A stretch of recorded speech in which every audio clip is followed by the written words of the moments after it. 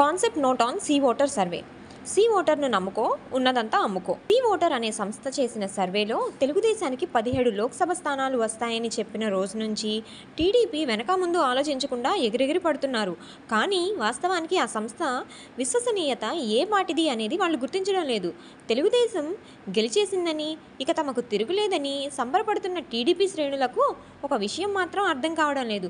ఒక సంస్థ, ఒక వ్యక్తి లేదా ఒక సంస్థ ఏదైనా ఒక మాట చెప్తే దాన్ని నమ్మాలా, ఎంతవరకు నమ్మాలన్నది ఆ సంస్థకున్న విశ్వసనీయత బట్టి ఉంటుంది. గతంలో వాళ్ళు చెప్పిన మాటలు నిజమయ్యాయా లేదా అనేది చూసుకొని వాటిని పరిగణలోకి తీసుకుంటారు. ఇక సీ ఓటర్ సంస్థ 2023లో ఛత్తీస్గఢ్ అసెంబ్లీ ఎన్నికల్లో కాంగ్రెస్కు 53 వరకు సీట్లు వస్తాయని చెప్పగా చివరికి 35 సీట్లే వచ్చాయి.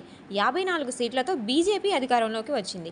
మధ్యప్రదేశ్లో కాంగ్రెస్కు 133 ఎమ్మెల్యే సీట్లు వస్తాయని చెబితే కేవలం 66 సీట్లే వచ్చాయి.